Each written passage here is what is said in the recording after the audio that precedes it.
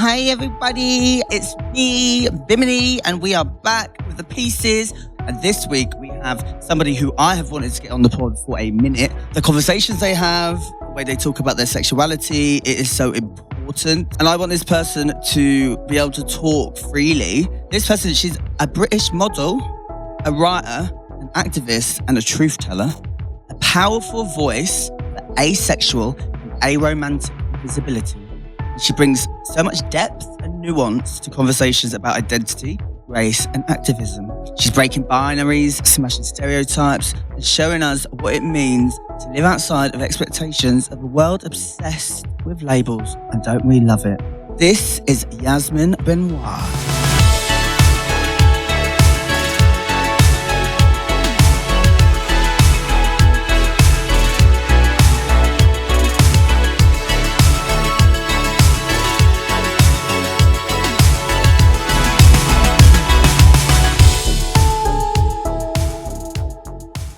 Hello, babes. Hello, thank you for having me. And yes, you did. Okay, good. I get the wildest pronunciations. I always get so, as I'm about to say the person I was named, I know the name. I've said it in my head. I've made sure I know it. And I'm like, I'm going to say it wrong.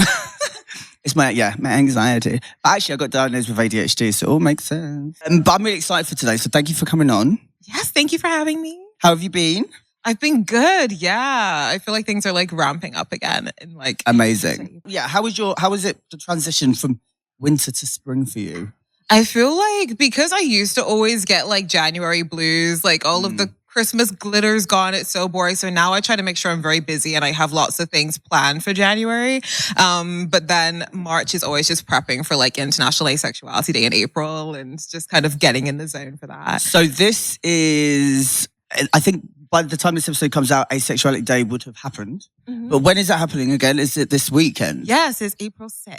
April 6th. And where is it? What tell us a bit more about it.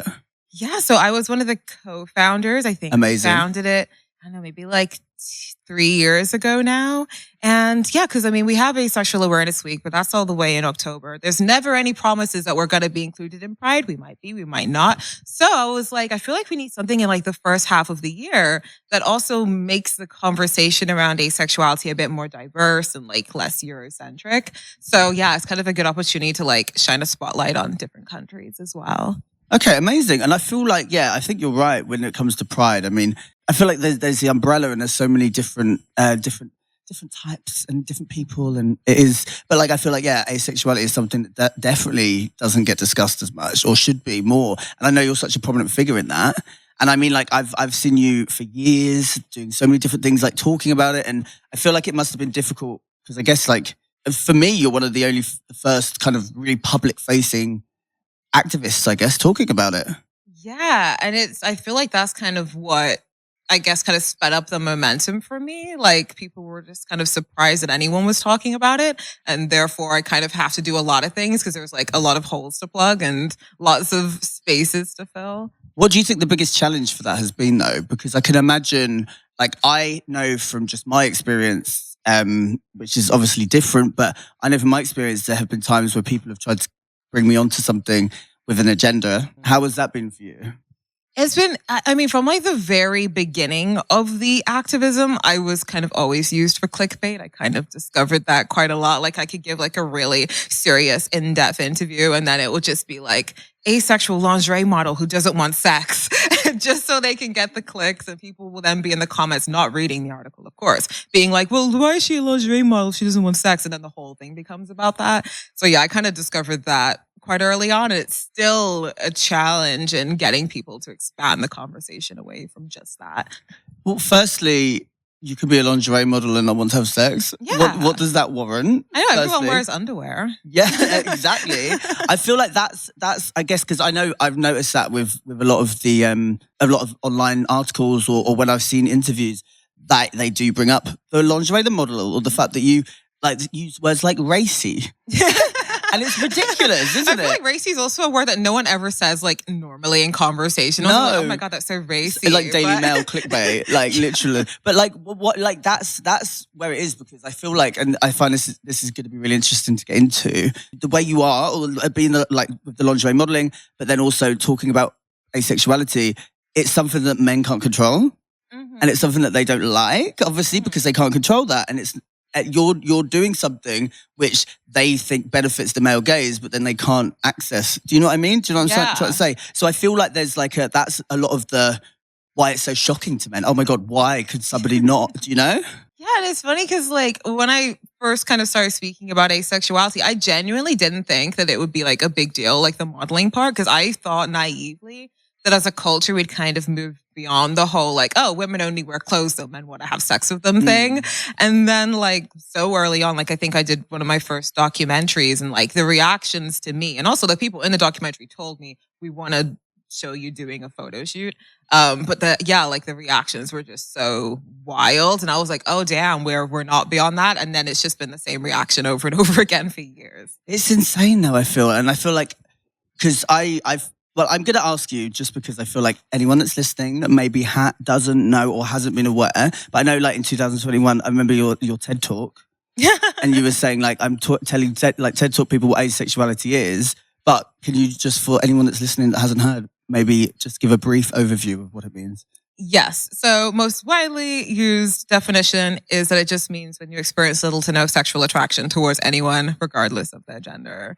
So it's a sexual orientation. It's just not really oriented anywhere.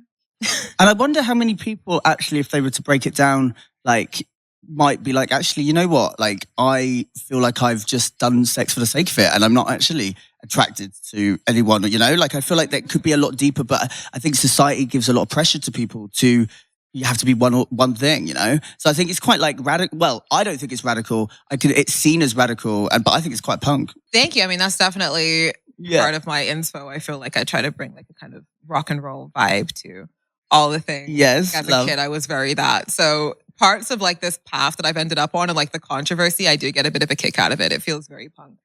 Exactly. And I feel like it's something like, it's interesting, and you're so right when it's like the year we're in. I mean, you were having these conversations long ago, but like the fact that it's still like such a, people can't grasp it a lot of the time. And I feel like we use the acronym like LGBTQIA plus, but A often does get missed off when it goes for the full one. And do you feel like that, like, would you use, because I use the term queer, which defines me because my sexuality is very fluid, my gender expression is very fluid. I can kind of like dip in and out. So I feel like I'm more queer as opposed to like any kind of heteronormative values of just like gay and straight, you know? Would you say that like asexuality would be queer, or you identify queer? I mean, I feel like it is. I'm not like when people are like, I don't think it is. I'm like, okay, I don't really mind. But like for me personally, and also just looking at asexuality historically, like when people first started talking about asexuality, it was mainly in like the late 1800s with queer theory. Like it was all within the same conversations. It's in the Kinsey scale. You can look up like, I don't know, Magda Hirschfeld and people like that. Like they're all talking about it in the same breath as talking about homosexuality and stuff. So I feel like it's inherently kind of part of that conversation. And for me, like I've never experienced the world in like a heterosexual way. And I don't think people assume you'd be read as heterosexual, but people just assumed I was a lesbian because I'm not attracted to men, and it was kind of obvious. So I feel like I've never really been perceived as like a straight person, and I've never thought like a straight person. I'm sick of being perceived as a straight person. It's so difficult. No, I'm glad I don't. I'm not. No, I'm joking. Love you, straight people. But what I would say, like, I feel like everything it's such an interesting insight, because I feel like just owning that is really empowering. And I guess I wonder what it is that people can't seem to get their head around. I think because ultimately, if people can't understand it because they're closed-minded, or they have to categorize you in something that they understand, and because it's so radical to them that they have to place it in a different way. I think like if that's the mentality, well then you're just basically putting human nature down to just sex. Like that's all humans are good for. And if someone if someone deviates from that, then it can't be right, you know? Because I'm sure people have said it doesn't exist. Yeah, and not only that it doesn't exist, but also that it must be some kind of condition or an illness or something that needs fixing. Because people do think that experiencing sexuality in a particular way is like a fundamental part of being a human being. And if you don't experience that, there must be something seriously wrong with you, and like you're not fulfilling like the natural order of things. Well, I think what is wrong is a lot of people with porn addictions. And I think there's a lot of other things that are wrong that could be highlighted, not somebody's choice to use and be with their body and how they want.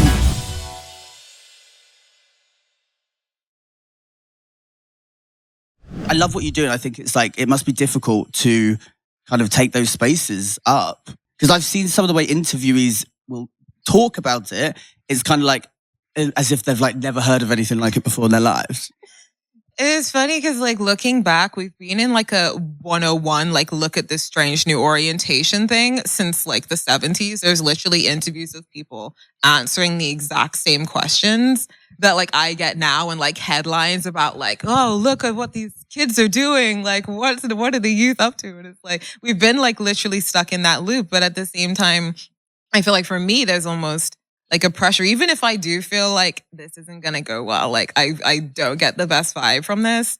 I know that if I don't put my voice in it, they're either just not going to have that representation there, or like that the opportunity might not come up again, because the media isn't exactly desperate to talk about asexuality. So you kind of have to just like take what you can get. I guess even right now it's getting harder with conversations across queerness and LGBTQIA plus in general, because they are, I mean, I don't know if you saw some statistics today, but it was a lot of San Francisco Pride, like over in one sponsor, £200,000 was taken away, and another sponsor dropped, and Pride is losing a lot of people, which obviously we've said the commercialization of Pride is an issue and it has a problem.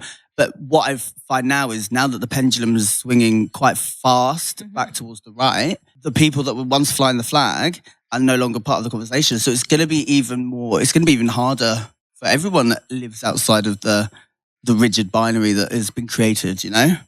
Yeah, and I've always kind of said, like, I remember when, like a few years ago, when people would kind of complain about the commercialization of Pride, which I do think there are things to complain about there. But I was always like, oh, be careful what you wish for, though. Because I've done Prides in other countries where you get there and there's not a flag in sight, like there's no support in the media and anything. And I was like, it's very jarring when there's nothing like that. Yeah. So I've always thought, like, if all of these brands and stuff were to pull their money out of it, like, who do you think funds these events? So that will always be a problem. And also, media-wise, like, I remember when I was like sending out all the press releases for like some research I did, and I sent them to like rather liberal platforms, or at least platforms you would assume would be more neutral. And I had like one of them be like, oh, well, we actually spoke about like a gay thing like a month ago, so we can't do this because people will think we're obsessed and the audience will turn on us. And I was like, I wish GB News had the same approach. Yeah, exactly. I wish people would turn on them. It's like all these like right-wing platforms aren't like, oh, we can't mention it twice, but the left-wing ones are like, oh, we don't want to seem obsessed. It's like, well, now you're just not saying anything. Yeah, and the right-wing ones are saying everything. Yeah. And now it's swinging in that direction. Well, it's when the conversation has just been spun by one. And I mean, you see it over the media over the years, like there's always been the right-wing bias, but I think when and they like to like radicalize everything and create something more than it should be, really, you know? Like, I guess I've always been naive in life in a way where I've always hoped that there's a way that we'll get to this idealistic world where we all run around and sing rainbow songs. I don't know what rainbow song is, but I'd love that. But like, obviously I feel like, yeah, the media, especially now, I think it's getting a lot harder. But I want to talk about the male gaze, not the male gaze. The male gaze. Is it for the male gaze or is it for the male gaze? It's definitely do things for the male gaze. Yeah, well, like, this is it. Like, I just do it for the gaze. I don't do it for the male gaze. No, I feel like asexuality is punk for that reason, I think. How do you feel about it? I mean, I definitely, as I said, I do get a bit of a kick out of people like clutching their pearls over like some outfit I've worn and being like, her skirt is so short. It's like, I feel like there's something so kind of hilarious about that. But also it's weird because a lot of that stuff for me comes from women as well. Like it comes from like gender critical feminists really don't like me. And it's almost like they've internalized all of like the sexist messaging. And now they're like, we just don't want women to be doing anything that could seem like it's for the male gaze. Right. But it's like, can't girls just wear clothes that they like without it being for Totally. men. Like, even if it's a short skirt or whatever, like every time I go to Pride, like the outfit just like blows up and people online just like lose their minds. And it's like, this is not the skimpiest outfit at Pride, trust me. And it could be, it could be skimpier. But also that's like, again, it perpetuates that narrative that if you're in a short skirt, you're asking for it. You know, and it's such an old rhetoric that we've seen over years, and I thought we'd move past that. And if you're being gender critical or a gender critical feminist, and you have those views, then that's like it's an extreme view. I feel like it should be liberation for everyone, and wearing whatever you want, but it's for you, and you're doing it for yourself, and you like because it feel good. You like the outfit; it's fucking cute. That's how it should be. That's how I feel about a lot of outfits I wear. You know, like I'm not doing it to try to turn a straight man, or confuse. What is it? What did they say? Trick. I'm not here to trick you just because I've got a short skirt on. But like, I think that just shows, where we are like with femininity and masculinity, because it's always femininity in the extreme sense is seen as like the weaker than a man, and if it's not in their male gaze, then it's, I don't know, it's something that they can't get a hold of and they can't grasp. So I think it's like scary when these conversations are still so like reserved or still so like rigid. And I do think it comes down to just like trying to police people's expression, but trying to like paint it as though you're doing some kind of societal justice in doing so. Like I'll have people say to me like, oh, like you're setting women back by how you look. Like this is like harmful to women that you're like appealing to. It's like, most of my audience aren't even guys. So, and if they are, they're gay. So it's like, I really don't think they care that much. Like I just wear things because I like to wear it. But this idea that, you know, everything must be tied to that. And that I guess there's like still like a right and wrong kind of woman is still the idea. And it's kind of ironic when it comes from the gender critical feminists, because they always say that like their whole point is that they don't like trans women, but they're here to protect and support cis women. It's like, well, I'm cis and you don't like me because you don't like how I look and you call me a sex toy and a slut and all this stuff, even though I've never had sex in my life. So it doesn't sound very feminist really, which tells me that was never actually your concern. Yeah, because who's actually protecting? And also I think like misogyny comes in different forms, and that's a form of misogyny. I'd say, you know, if even from women, sadly, going against another woman and being misogynistic about what they're wearing, it's not pushing the conversation forward. It's not progressive. It's not meeting in a way where we can like kind of understand and just move forward. Like it's a lack of understanding. I think lack of empathy and compassion for someone that is different to you. And that's okay to be different. It's actually, I would endorse it. I would recommend being different because it's, to live outside of the societal norms, it's a lot more fun. Yeah, and I feel like within like queer culture in general, like I think expression through clothes has always been like totally very central to it. And I do think it kind of ends up tying into your sexuality in a way. And I guess for me, I didn't expect, like I kind of thought, okay, I'll do the modeling, I'll do the activism. I didn't think that one would kind of lend to the other, but I do actually enjoy being able to like challenge people's ideas inherently. Because also it's not just about like the clothes. People just don't imagine that like a Black woman like would be asexual at all, because we're such an inherently hypersexualized demographic. So I kind of enjoy being able to just inherently make people change their minds. So on that topic, how have race, gender expression and orientation intersected in your life? For me, like, I mean, I kind of grew up in like, I mean, I would say it was peak Tumblr era. People older than me might be like, that was not the peak Tumblr era. But I feel like, I mean, I was in secondary school from like 2007 to like 2012. And I went to an all-girls school that was like very bi-curious. Like our school reunions are literally at Pride to this day. So I was very much like aware of like different orientations, and it was kind of cool to have like a niche one. Totally. But not for me being asexual. Like people still couldn't buy it for me. And I did quickly realize that was entirely because of like my race. And even when I kind of discovered the term asexuality and I was looking it up and I was going on YouTube and seeing like videos and documentaries and stuff about it, I was only seeing white teenagers. So I was kind of like, one, this is probably why people don't buy it for me. And this is also making me think, am I part of this community? Because I'm not seeing anybody that looks like me. Like it's kind of weird that it's just one demographic. So either only white people identify as this, or they don't want other races of people to identify with it. So I was never really up until literally when the activism started, when I like publicly came out, I hadn't really been involved in anything asexual related. Like most people, they just didn't believe me, even though I've been trying to come out for years. So I kind of just started everything all at once. Yeah, and just went for it. But so when was it like you started? You said a teenager, was it? You started kind of understanding that, oh, maybe this is my sexuality. Yeah, I was like, I mean, I suspected it from like, I don't know, like 11-ish was kind of when I was like, I feel like that was when kind of boys and girls stopped wanting to just play together and started fancying each other, and like the hormones were kicking in, and I think people's like romantic attraction and stuff was kicking in, and I was like, I don't get it, but I assume it's gonna kick in. But then, you know, as you get older, I was like, okay, still not kicked in. And I also, not only was it like peak Tumblr era when I was in school, but it was also like, I feel like the thirstiest era of teenage girlhood. It was like peak Twilight, peak Justin Bieber. Like people weren't just into things, they were like fanatic about it. So it was incredibly obvious that I didn't care about things. And I think that kind of made people notice more, and that kind of forced me to have to work it out just to answer people's questions. It's so interesting, isn't it? I think like how much, well, this is sort of from my experience. I don't know how you felt, but I'm sure you might have felt similar. I felt confused and I felt different because I definitely knew that I was more than just what I was told I should be.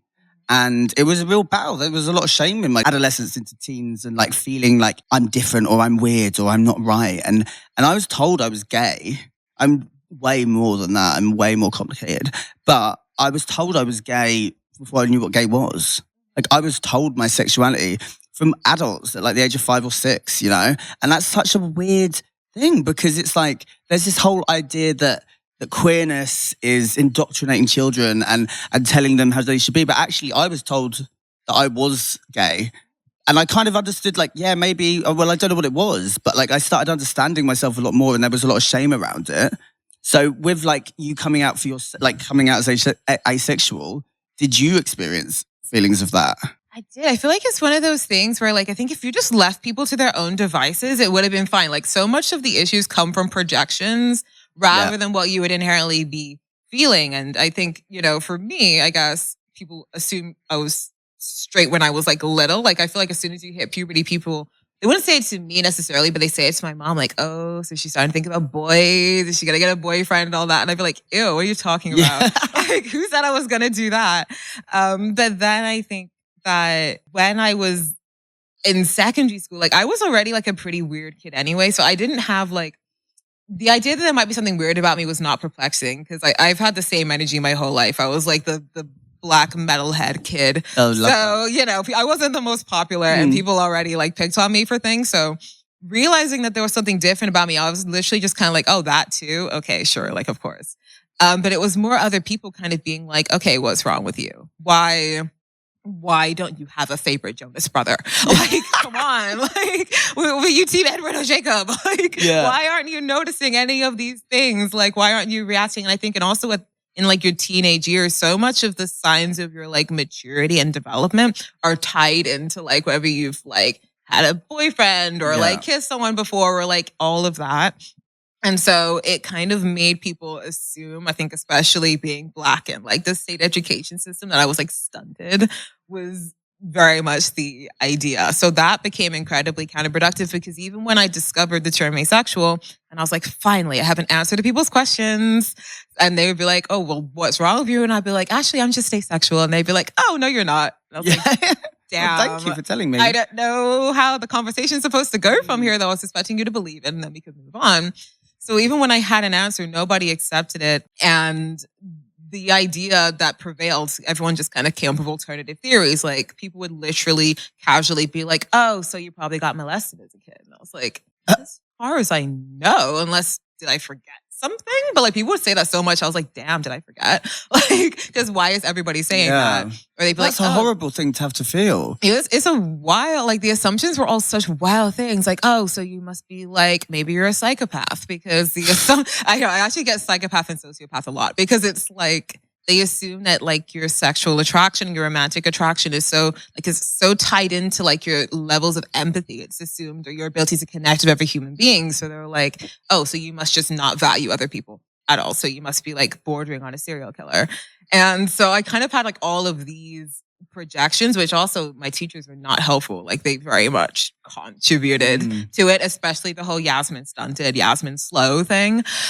So that became pretty like detrimental for me at school. Like I had to do a lot of like unpacking and learning after school. So the idea of like the sex and empathy. I wish that was the case, because if there was a lot of empathy when you had sex, there wouldn't be a lot of every time you have sex, you become more empathetic. Yeah, I mean, tell that to the men. Not all men. So yeah, there's a lot of misconception about asexuality. But what would you say is the myth that's like the most frustrating one, or the persistent one that you hear a lot?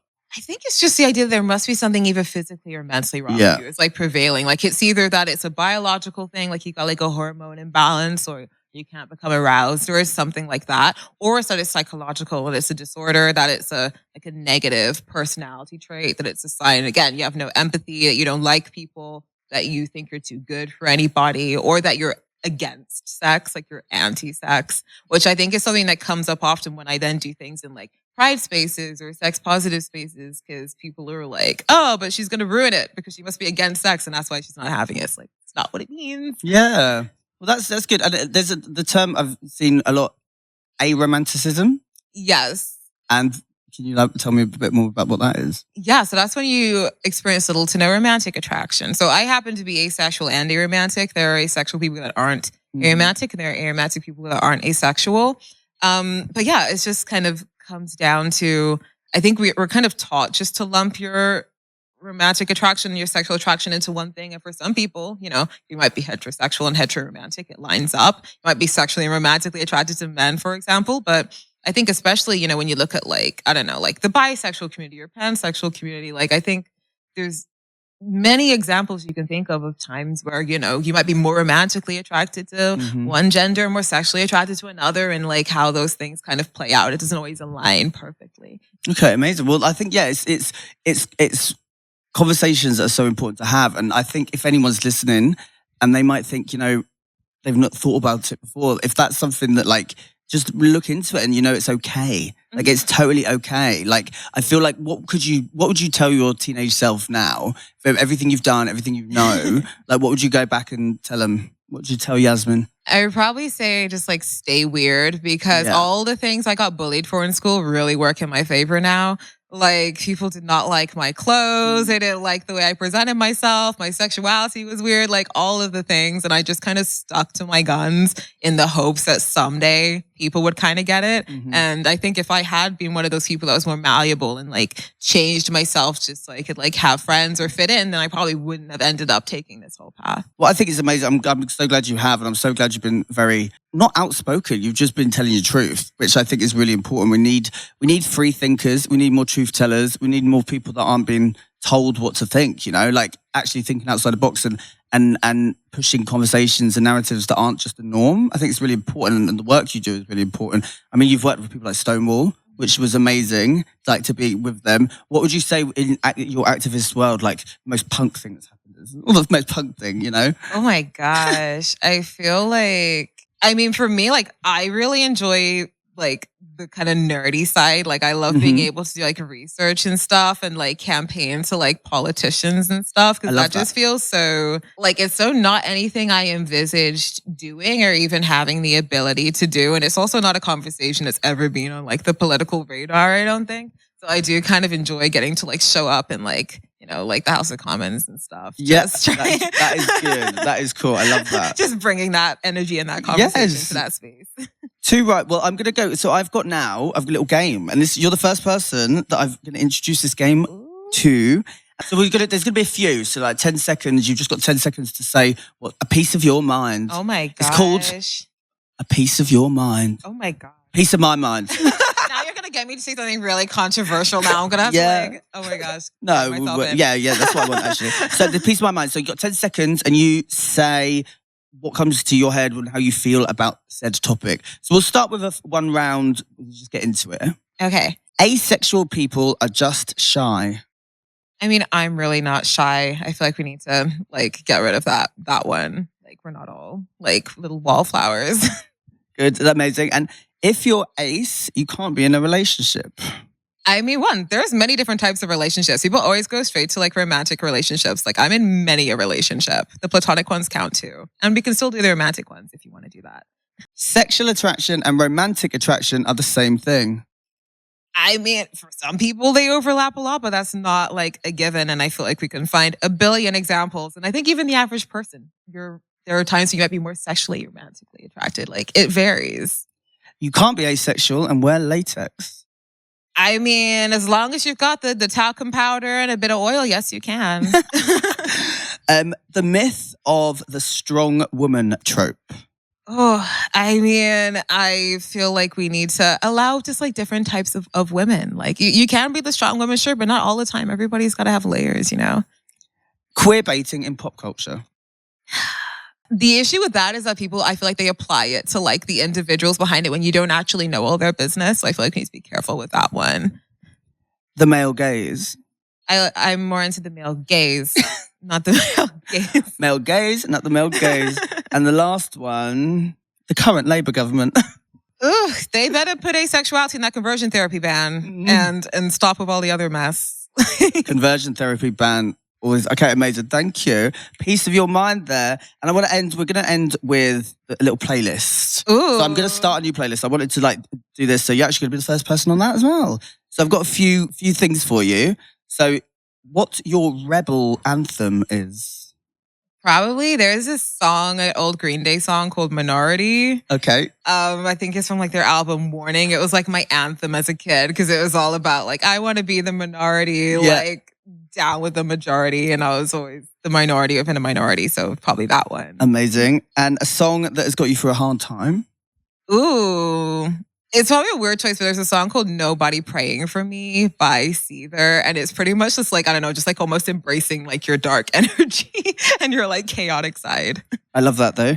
A song that makes you feel hot and powerful and untouchable. Wild Child by Wasp. I always feel like it would be a good stripper song.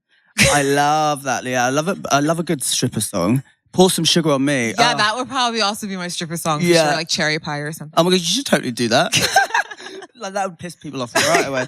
A track that you wish that you had written. Probably Aces High by Iron Maiden because I feel like I would put a different meaning on it. I love. A guilty pleasure you're not actually guilty about. Have you ever heard of the Love and Spoonful? No. They're one of those old bands, kind of like Fleetwood Mac, where you probably hear their songs in adverts, but you don't know it's them. They have a song called Do You Believe in Magic, which is like so cute. Okay. I think I know the song. I think I might have heard it, maybe. Like, do you believe in magic in a young girl's heart that the music can free her whenever it's so cute. So well, it's going to be on the playlist. So I love that one. And last one, what's the song that would sum up your identity? Probably Pink Rover by Scene Queen. It's pretty much like if that bastard whistles, put a knife up to his boner, cut him. But not advocating for that, but it's just very much like, just don't touch me, like get away from me kind of vibes.